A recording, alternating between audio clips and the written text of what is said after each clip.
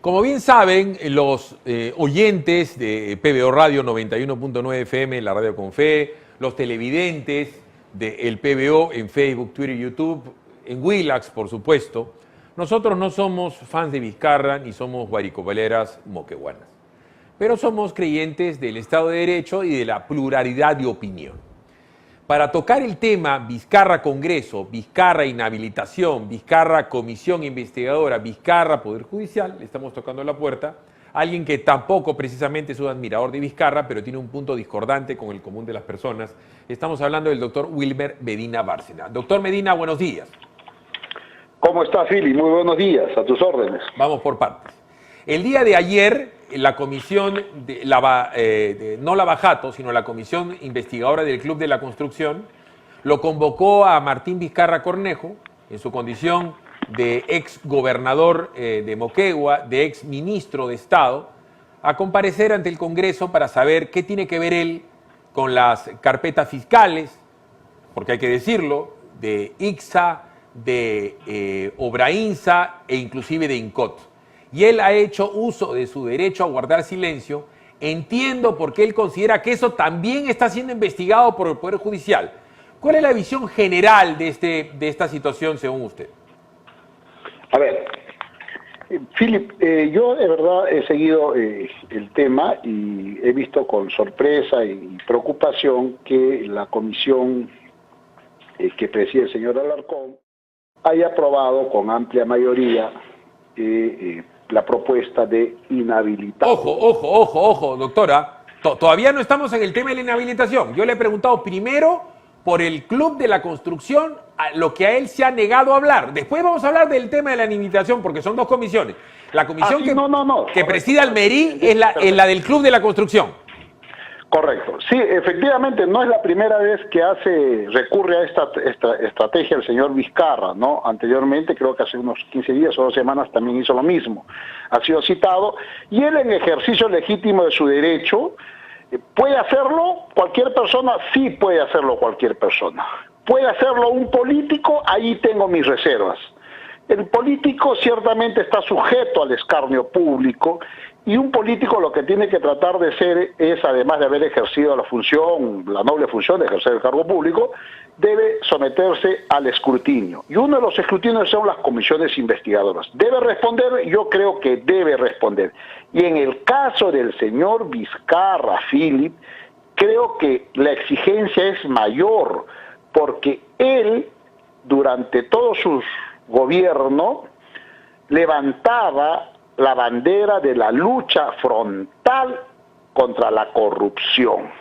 Entonces, ahora él dice, no voy a ejercer ejercicio de mi derecho al silencio y no voy a responder, lo cual denota, infiere esa conducta, que lo que él estaba predicando durante su gobierno era una farsa, porque él nunca ha luchado contra la corrupción, porque Vizcarra es la corrupción encarnada.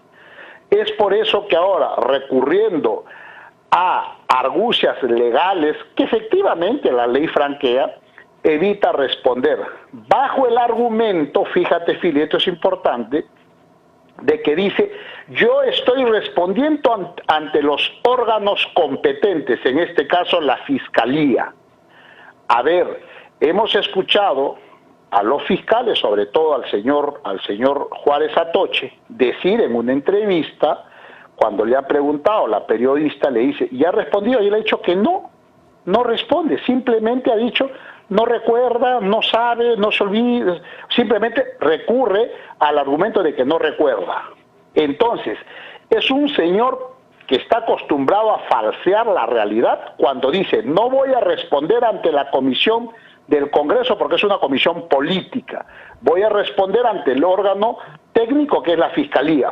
Pero cuando se le pregunta al fiscal si el señor colabora con la investigación, ¿qué dice el señor fiscal? No, porque simplemente le hago las preguntas puntuales y lo que hace es, no recuerdo, no lo sé, nunca es categórico en sus respuestas.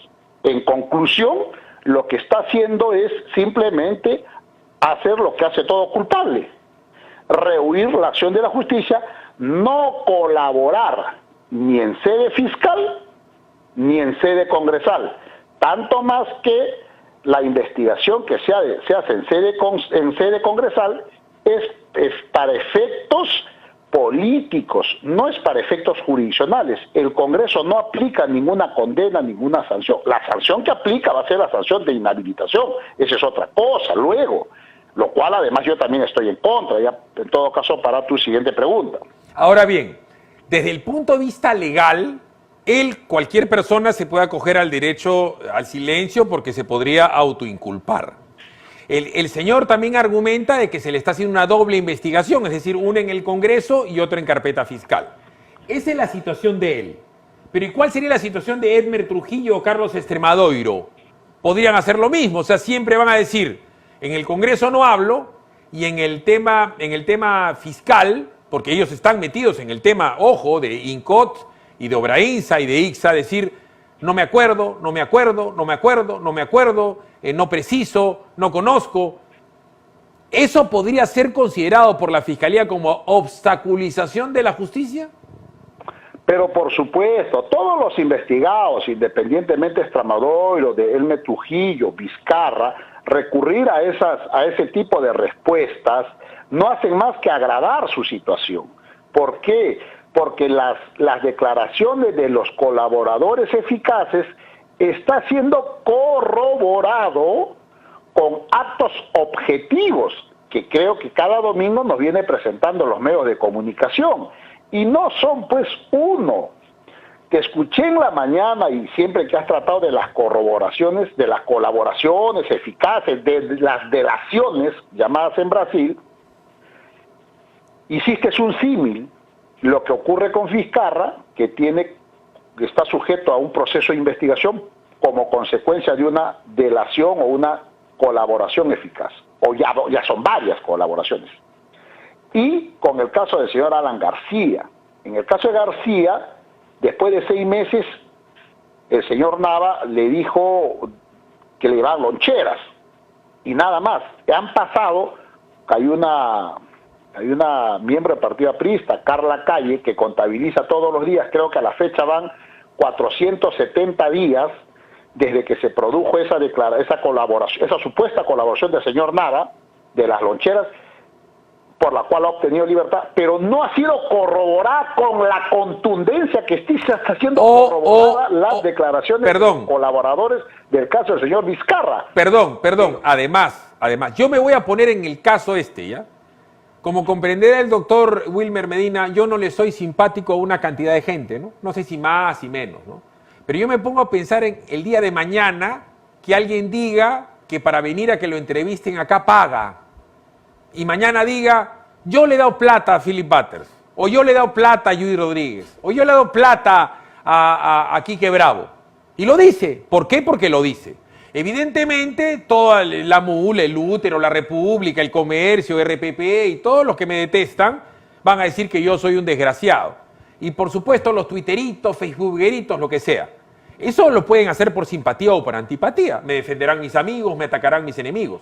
Pero si eso termina en una carpeta fiscal, porque están investigando a alguien que lava activos de un partido político en una campaña, o sea, el fiscal no es un chismoso de Twitter. El fiscal no es amigo o enemigo de Philip Butters. El fiscal es el persecutor del delito. Entonces, la persona que dice eso tiene que tener cómo corroborar ello. Porque si no estaríamos en el mundo del ataque a quien sea y como sea y el fusilamiento mediático. El caso de García es muy parecido al que ahora le sucede al señor Alarcón. Viene un colaborador y dice que le ha dado 2 millones de soles al señor Alarcón, que es un tipo odiado por la prensa vizcarrista y también por la prensa Pepe Causa, y dice que le he dado 2 millones para que no me investigue. ¿Así? ¿De dónde? ¿Cómo? ¿Cuándo? ¿Por qué? ¿Quién lo dio? ¿Cómo lo dio? Porque si no, doctor Medina, el día de mañana los enemigos de Medina van a decir que usted es un coimero serial y que también lleva plata pues al Tribunal Constitucional. Y así nos pasaremos la vida en acusaciones de Twitter, de Facebook. Entonces, el tema del señor Vizcarra tiene una gravedad fiscal y procesal. No es chismografía, no sé si me he dejado entender. absolutamente de acuerdo en todo lo que tú has dicho y debo de agregar dos detalles nada más. Las declaraciones de los colaboradores en el caso del señor Vizcarra no solamente está siendo corroborado con actos de terceros, sino que el propio señor Vizcarra, en lo poco que ha reconocido, ha dicho y ha reconocido que él ha ido a las oficinas de Obrainsa. En las fechas donde el colaborador dice que le ha dado la plata. Y además he escuchado de muy buena fuente, que creo que próximamente va a salir, que en Moquegua están diciendo que él llegó con el dinero a Moquegua. Bueno, pero INCOT, que es la tercera empresa, tercera carpeta fiscal, Club de la Construcción, dice que también le ha dado. Y nos estamos olvidando que ya hay carpeta fiscal abierta de la empresa Casa con respecto al financiamiento de campaña, que llevaron $220,000 a la puerta de la casa de PPK, entraron a la casa de PPK, se lo entregaron en presencia de PPK, Grados Carraro y Vizcarra. Y lo que la gente quiere olvidar, parece intencionalmente, es decir, una mala memoria selectiva, es que mientras Vizcarra fue ministro de Transportes y Comunicaciones de PPK, en la época que también le cobraba su saldo a Obrainsa y a ICSA, ese señor adjudicó 900 millones de soles a esa empresa Casa. Entonces, no hay que ser pues mal pensado ni ingenuo para ponernos a pensar de que de repente viene la cuarta carpeta fiscal de Vizcarra por la empresa Casa. Entonces, yo digo, la señora Zoraida Ábalos, que es la actual fiscal de la Nación, y el señor Pablo Sánchez, pueden haber tenido esto bajo 7 llaves durante los últimos 3 años que el señor Vizcarra fue ministro y presidente. Philip, agregar solo a lo que tú dices, que de las 3 carpetas fiscales ya armadas por estas delaciones, creo que que viene una cuarta, estoy de acuerdo contigo, por el tema de Casa. Creo que el primer descubrimiento que hace la prensa fue el caso de Casa, en la casa de Vizcarra, pero no se ha hecho nada hasta el día de hoy, nada de nada. Entonces, y eso es bastante grave, y creo que ha mencionado la fiscal Zoraida Ábalos, ya creo que ha superado con creces la actitud totalmente pues reprochable que tenía la señora Blancanelia Colán, ¿no? O sea, yo creo que la ha superado con creces en cuanto a su inacción y forma de cubrir y tapar a sus amigos los graves delitos que han cometido. Pero todo se va a llegar a saber. A ver, ciencia Philip. Lo que ha quedado clarísimo con esta, por eso yo quería hacer esta primera pregunta. Ni que Wilmer Medina, ni que Philip Butters son miembros del club de fans de Vizcarra, ni somos guaripoleras moqueguanas, ni tenemos memoria selectiva.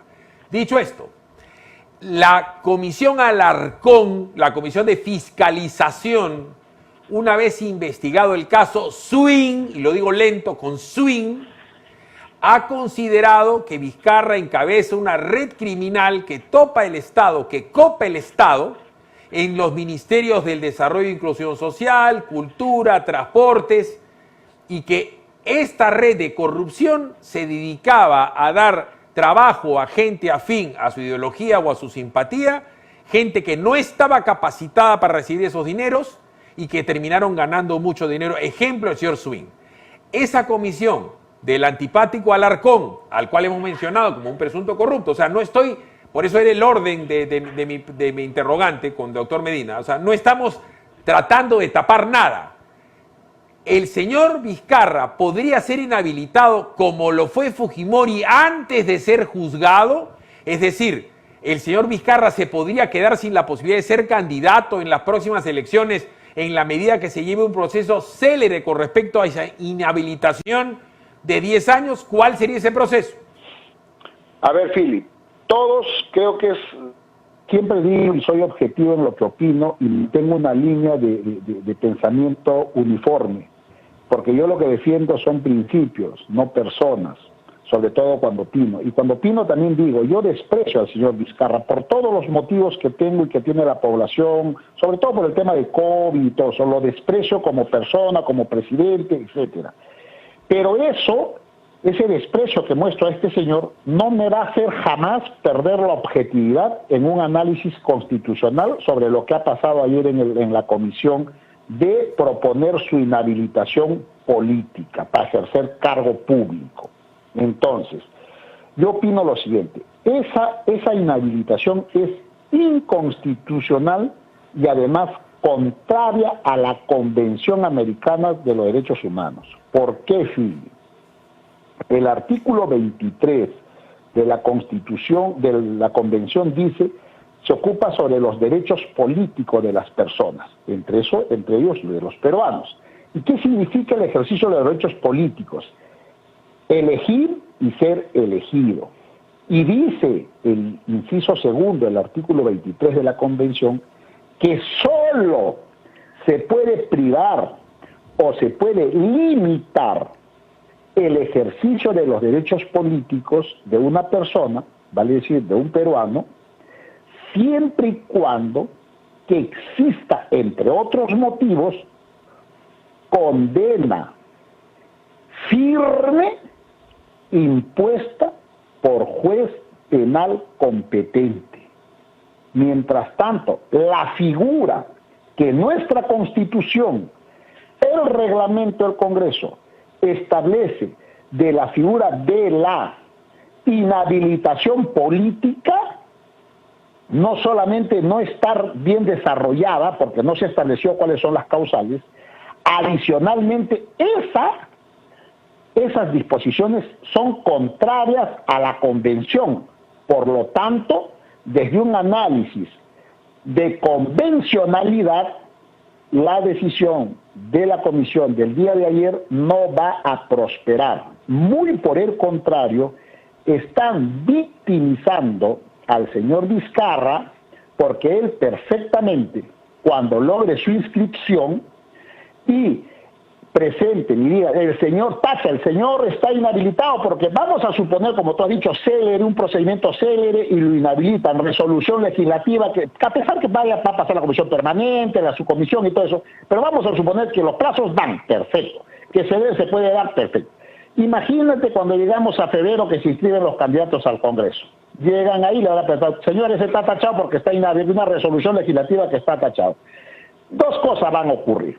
El Jurado Nacional de Elecciones, resolviendo la tacha, va a aplicar el artículo 23 de la Convención sobre la figura de la Constitución de la inhabilitación política y de la habilitación para ejercicio de cargo público. Por lo tanto, va a declarar infundada la tacha y el señor va a seguir... A ver, ahí lo interrumpo. Hay algo que no entiendo.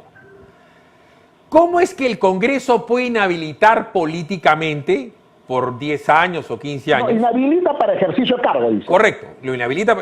Eso no, es un proceso político, no es un proceso judicial.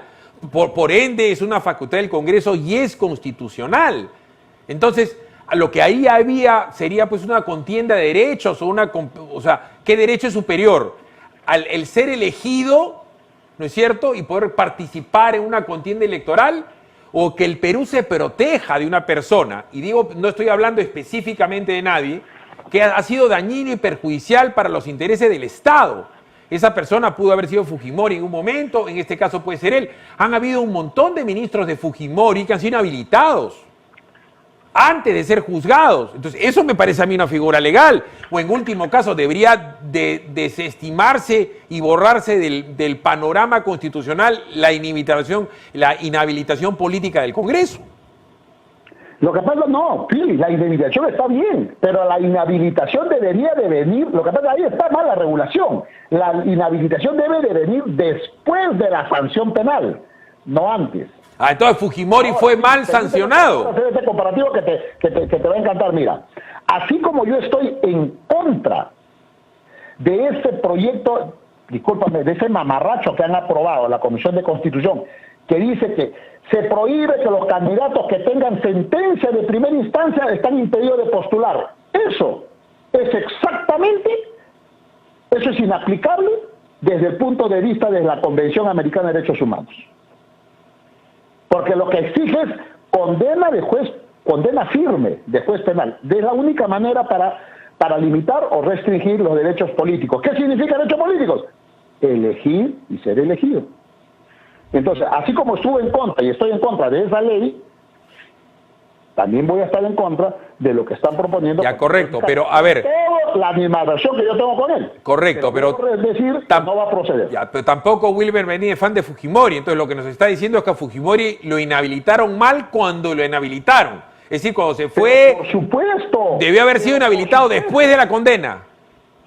Pero por supuesto que a Fujimori cuando lo inhabilitaron antes de la condena y está muy mal, pero desde luego, y lo he dicho. Pero la inhabilitación, parece un trabalenguas, de Fujimori por la condena se la da un juez. El juez, y que parte de la sanción es la inhabilitación para ejercer cargo público. Así es, así es. Entonces la verdad es que se debería borrar la inhabilitación congresal y murió la flor. Así es, así es. O sea, está ahí como una amenaza, no se ha aplicado muchas veces, o se ha aplicado, creo que si mal no recuerdo, al congresista Lajo. Me parece que al congresista Manuel Lajo, por allá por el año 2000, le aplicaron, pero como él nunca postuló ningún cargo público después, fue letra muerta. O sea, además, yo creo que también, perdón, hasta donde yo recuerdo, Benicio Ríos y el general Donaire también tienen inhabilitación, además de condena, ¿o no? Sí, pero es como consecuencia de condena. Al señor Lajo se le hizo sin proceso, solo inhabilitación. También creo que a quien se le ha aplicado, creo que esa, sin condena todavía, porque todavía no lo condena la Sala Suprema, al congresista Michael Urtecho, por si acaso, ya, a ver. Él perfectamente puede, si quiere postular, podría presentar una acción contra esa inhabilitación y declara fundada. Okay. O sea que estoy haciendo los recuentos de las personas que han sido, que recuerdo que han sido inhabilitadas sin condena. Ok, ahora con Animus Yocandi o de repente Animus Jodiendi, le pregunto al doctor Wilmer Medina Bárcena, ¿por qué a la fecha no tenemos nuevos miembros del Tribunal Constitucional y tenemos 6 señores o señoras que no deberían estar donde están? Ay, Phil, simplemente no tenemos porque a un sector ideológico de gualipoleras, como tú dices, y no les conviene que se cambie la composición actual del tribunal, ¿no? Y motivaron un golpe de Estado para evitar que se renueve el tribunal. Luego decían que sea el próximo Congreso, o sea, vigente. Ahora dicen que tampoco, porque se sienten cómodos con el actual tribunal. Y luego vendrá el próximo, y estoy seguro que no va a haber cambio con este Congreso, porque de eso se están encargando. Incluso los propios magistrados con mandato vencido salen a la prensa a decir que dice hay que estar vigilantes para ver cómo se eligen a nuestros sustitutos.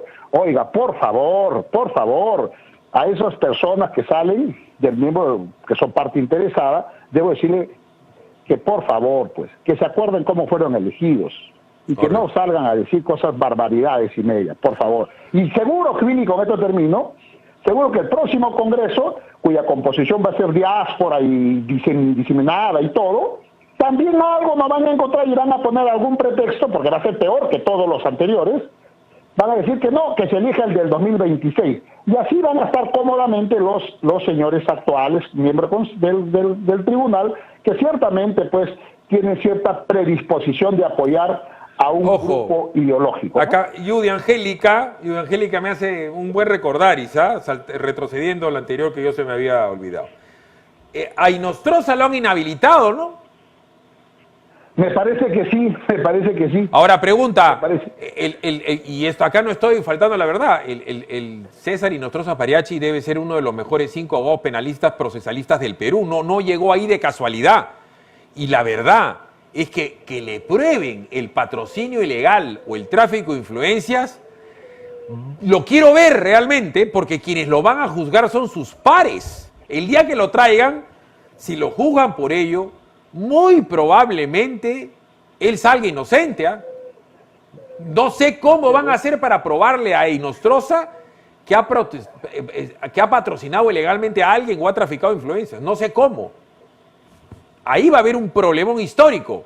Parece que va a ser un linchamiento grupal, porque imagínese, doctor Medina, si impera la ley, el debido proceso y la razón absolutamente pura, cuando este señor ya no sea un enemigo público, de acá a un año que venga. ¿Qué pasa si el señor es inocente? Sí, pues tiene que asumir el Estado el error judicial, ¿no? La indemnización correspondiente y millonaria, ¿no? No solamente eso, sino tendría que regresar a ser Supremo. Sí, porque además creo que todavía le falta bastante tiempo, ¿no? Porque él a los 70 años es la edad límite, ¿no? Y creo que él todavía no cumple o está por cumplir los 60 años, o sea, le quedan 10 años de techo aproximadamente. Sí, lo que se está cometiendo con el señor Inostroza es de verdad increíble, ¿no? Eso es de Ripley. Pero bueno, así es el poder mediático, pues. Bueno, yo me acuerdo... Si ha cometido delito, que lo procesen, por si acaso. Pero sí, ha habido un linchamiento, exactamente como el señor... Pues, ayer tocabas el caso del señor Chávarri, ¿no? O sea, lo del señor Chávarri, pues es ya... Olvídate. Pues, lo de Chávarri ya no saben qué hacer, porque ahora resulta que el que se reunía con Camayo era el presidente. Sí. No una vez, varias. Pero... La rueda de la historia... Tus adjetivos para el señor Gino Costa los suscribo totalmente. Realmente, pocas veces he visto yo un ser humano tan vil. Me cuesta, no entiendo cómo puede tener una virtud una persona que desdeña el honor de los demás de manera sistemática. O sea, realmente extraño, porque tengo entendido que es un tipo bien nacido, bien criado, ¿no? Realmente una cuestión increíble, porque yo respeto el honor de las personas, porque yo quiero que se respete el mío. ¿No es cierto? El mío, pero en fin. Claro. Doctor, ha sido usted muy amable y educativo como siempre. Gracias, hasta luego. Las eliminatorias al Mundial, la Liga 1 y la Champions. De lunes a sábado de 6 a 10 de la mañana por Willax Televisión y por TVO Radio 91.9 FM, la radio con fe. Los astros te serán propicios en TVO. Por Facebook, Twitter y YouTube. Suscríbete y activa las notificaciones. ¿Qué es facilote? Pues... No, eso no. Entonces... No, tampoco. ¡Ya sé! ¡Exacto! Comprar un lote en Centenario es facilote. Sin inicial y 12 meses sin intereses. ¡Comprar tu lote! ¡Facilote! Ingresa a terreno.p. Centenario. Más de 90 años haciendo propietarios más fácil.